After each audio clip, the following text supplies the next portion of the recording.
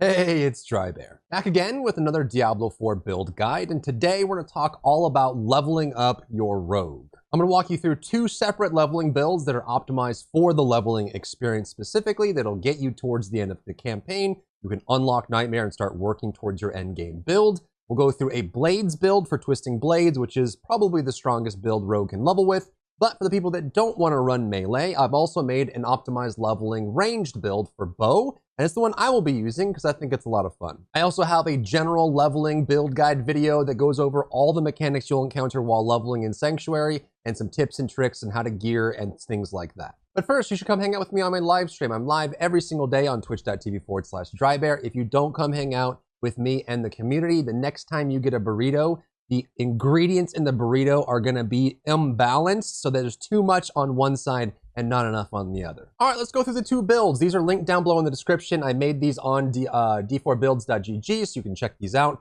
These are just optimized for leveling, so they're just going to have codex legendaries that you can find through the normal experience. Doesn't require anything that is specifically from a drop, so you can use this and make this build very easy. This is probably the fastest leveling rogue build. It relies a lot on twisting blades, a lot of CC, using good defense, as well as proccing bonus shadow from shadow imbuement, and it's a breeze. You can kill so fast, and you can just go through everything. It's so crazy. So let's go through the build. We always start at the beginning with the builder, because then we'll start at the top of the skill tree, and we'll work our way down towards the bottom and talk about why everything is the way that it is. So this is a melee build. You can focus on building very strong daggers, one-handed daggers in your dual wield, and just focus on that because the primary source of our damage is going to be twisting blades. It's insanely strong. It's such a good rogue skill. For builder, we're going to pick up Puncture for two reasons. One, it's very reproducible, very easy to develop or get your energy back to get that form, but it also has a super easy way to get vulnerable. If you're close enough and you throw 3 blades in a spread, if 2 of them hit the target, they become vulnerable. You can maintain this very easily, and it has good resource generation. We're going to come down into the second part of the tree here for our spender. And of course, we're going to pick up Twisting Blades. By the way, for leveling, I always recommend picking up your abilities first and then backtracking and getting the passives along the way, unless you have extra points and you feel like you can pick them up as you go. We're going to pick up Twisting Blades, and we're going to max it out. You want to max this out soon because it's the primary source of your damage. We can make it so that it does increase damage when it returns to you. And I also think picking up the daze here is huge. When enemies are impaled with Twisting Blades, they become dazed, and you'll see why the dazed crowd control effect is actually super useful for later on. Along here, you're also going to pick up some very tanky options. The main risk for rogue in general, you have plenty of damage. The endgame builds are actually very strong. They're actually one of the weakest, like the survivability on rogue is one of the squishiest. They're very squishy, and if you want to run glass cannon, you can, if you feel like you can be careful and watch your step and you buy elixirs and everything. But this is a recommendation for leveling for your average person that just wants to play the game and enjoy the story. Then for this case, I would recommend picking up a decent amount of defense in this build and even running elixirs because it's going to help you out in the long run. A dead character can't get any experience, right? So we're going to pick up close damage reduction. Everything we do with this melee build is going to be close damage anyways. So when we're in close, and we're getting hit by melee attacks, we're going to have damage reduction there. And when we crit close enemies, we heal. This will just give us some regular healing throughput, which is super valuable. We come down here, and unlike the Sorceress, I think we end up getting 2 defensives here. You can actually work in caltrops if you want. It does okay damage, but the slow AoE is really nice, especially if you're going to end up running concealment. You can concealment and make it so your next ability does vulnerable, and then you can caltrops, and it'll affect everyone that gets hit by the caltrops. So you can very easily get 6 seconds of vulnerable in a giant area if you really wanted to. It also has slowing, or you can get crit and a bonus onto vulnerable as well. But for this build specifically, I think you have plenty of other utility options. We're going to pick up Shadow Step, which is just like it is in World of Warcraft. Blink to the target, and you become unstoppable, which gives us ways to trigger unstoppable bonuses as well. We're going to pick up the crit chance against enemies that have been hit by Shadow Step for the first time, and also make it so that when you damage an enemy by Shadow Step, they're stunned. Again, we want to collect CCs because they'll be useful for later. We'll also pick up Dash. This is just a forward dash. It has 2 charges, super reproducible, so you can dash, Shadow Step, dash again, gives you tons of mobility, and it's really useful. These are both also cutthroat abilities, which means you can proc things later on if you decide to go for a different key passive or key mastery that we have at the final end of the tree. Then we're going to pick it up so you get crit damage from you for 5 seconds on the target, and also you slow. Again, we're collecting slows, we're collecting dazes, and we're collecting CCs, which will be important in just a second. Coming down here into the next part. If you're playing on hardcore, you don't have a choice. You have to run Dark Shroud. There is no other option for you. You need to run Dark Shroud. It is insanely good for defense, and Rogue absolutely needs it. Dark Shroud and probably also Concealment. For regular play, Dark Shroud is fine. You just get 1 point into it. You activate this, and the shadows will take damage for you and reduce damage that you take. You can also make it so that Dark Shroud lasts longer, and it also gives you crit chance, which is nice. But having this up on cooldown is massive for any rogue build in general, especially for level. We're also going to pick up, towards the end, you can pick this up maybe level 35 to 40. You deal increased damage to healthy and injured enemies. Healthy is 80% HP or higher. Injured is 35% or lower. It's excellent for bosses because they'll stay in that injured range and that healthy range longer than normal mobs, but it does give you kind of a nice boost when you hit them. And also deal more damage to vulnerable enemies, which we have a very easy way to proc that. Coming down here, I think there's no choice for our melee build other than getting Shadow Imbuement. This one is actually awesome, and I found that most of my leveling builds for Rogue ended up including Shadow Imbuement in some form or fashion for several reasons. One, it gives you nice AoE, because it'll explode, you'll do tons of shadow damage in the area, and you'll be able to modify it so you deal damage to low HP targets, and you can make more vulnerable, so you have higher uptime of vulnerable. But the main reason it's good is because of consuming shadows. Each time you kill an enemy with shadow damage, which means when Shadow Imbuement hits, or when it explodes, if it is the last hit on the target, you will gain 30 energy. This generates a stupid amount of energy, like ridiculous. And that means you can just spam Twisting Blades, which costs 30 energy. So basically, every time Shadow gets a kill on a target, you can then Twisting Blades for free. That's what that means. It's insanely good. You can also put extra points into it. The damage does scale pretty decently with putting points into Shadow Imbuement. I'm going to come down here, and we're not going to pick an ultimate. There's only like 2 classes that I would recommend not getting an ultimate on while leveling, and I think Rogue, there's not really any ultimate that gives you serious value. You can pick up Death Trap, especially if you're also running Poison Trap, if you want to set up that time. It's kind of delayed, and it does do decent damage, and you can also make it so it pulls people into it. That's why it's good if you're running a trap or bomb build. So you can actually throw down the Death Trap, sucks them all in, put the Poison Trap in the middle, and you get crazy value out of it. It just, pacing-wise, is a little bit slower than a bow build or a blades build, but if that's what you're going for, definitely pick up Death Trap. Otherwise, you don't really need it. I think you'd much rather have both Dash and Shadow Step to constantly be implying slow and daze, plus defense is really good, and more passives and damage from Shadow Imbuement. So you actually don't really need an ultimate for Rogue, and most leveling builds for Rogue, I would imagine, wouldn't use it because you have better options. But we are going to pick up the chance to gain energy on Lucky Hit. This, even while leveling, Lucky Hit can be a challenge unless you have another way to get Lucky Chance. So every 100 energy you spend grants you 15% increased Lucky Hit chance for 5 seconds. So as you're spending energy, you get more Lucky Hit chance. That Lucky Hit chance has a chance to give you energy. You spend the energy, it gives you Lucky Hit chance. The Lucky Hit chance gives you energy. You can see how awesome that is while leveling.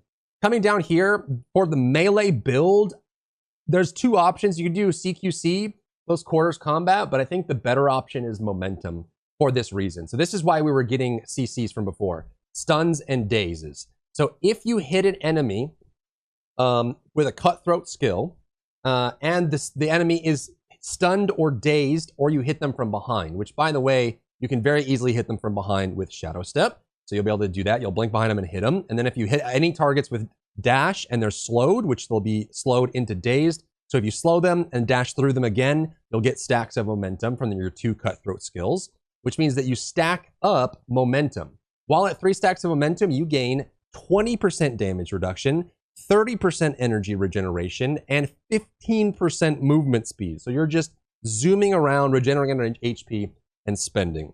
Absolutely insane. This is, I think, the strongest rogue build for leveling in general. You can make some modifications if you want. If it's much less valuable for flurry, you can run that too. And if other options here, you can also run a ranged option if you will. Both Heartseeker and Forceful Arrow can apply vulnerable if you want to do that. It's just Puncture is going to be, I think, a little bit more efficient.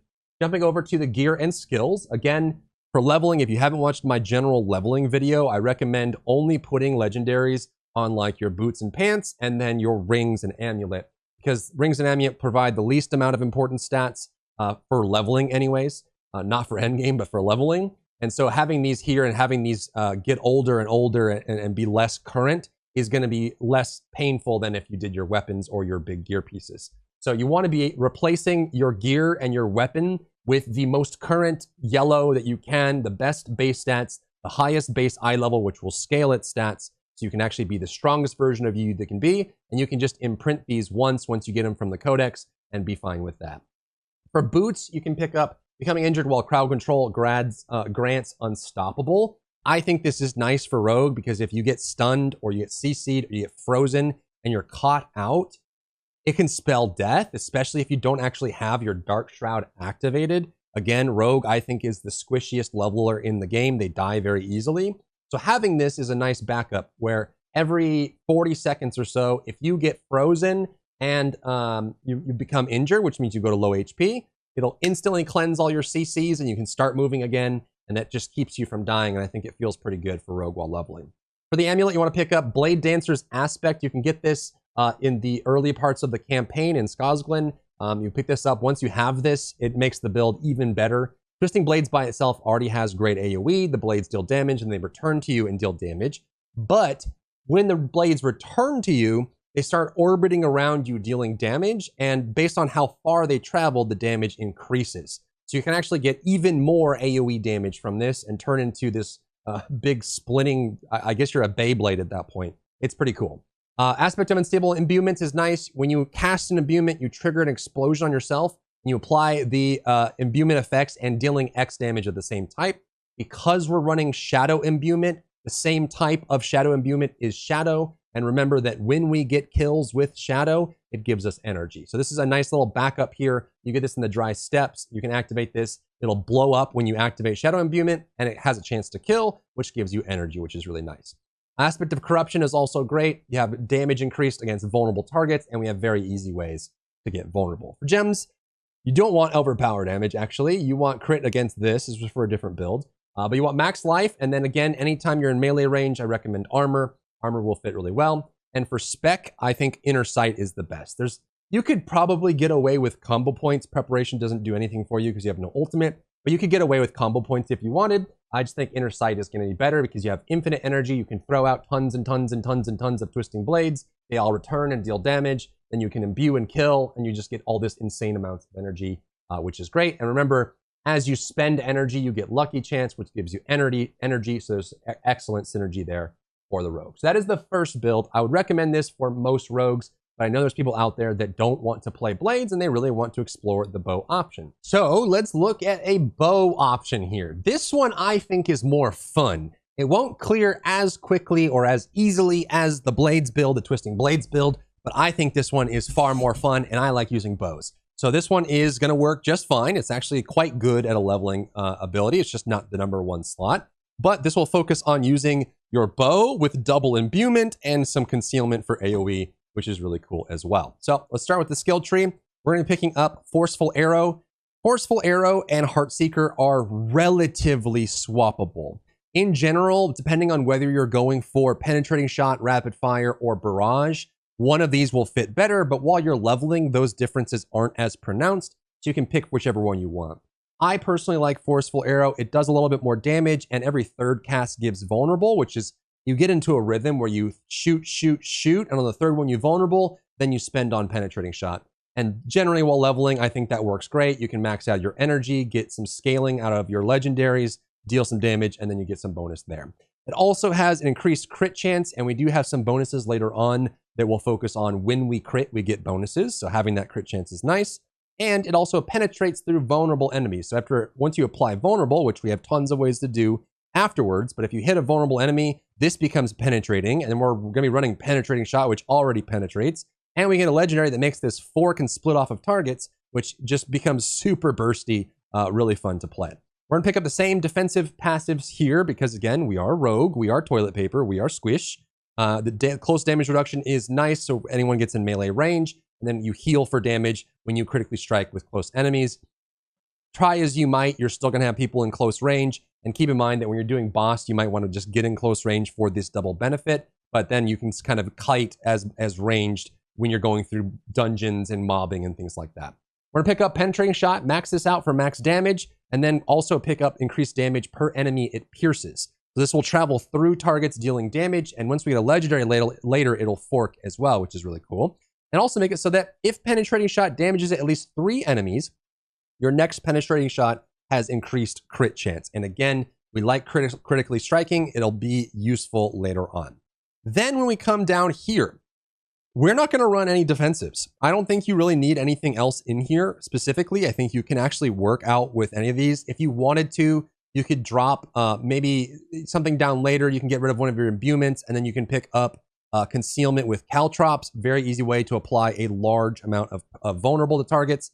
Concealment has a great cooldown on it, and when you put points into it, it's even better. And I think if you're smart about how you position and how you shoot and how you like shoot, reposition, typical ranged playstyle, plus concealment and Dark Shroud, I think you can get away with not having dash or Shadow Step.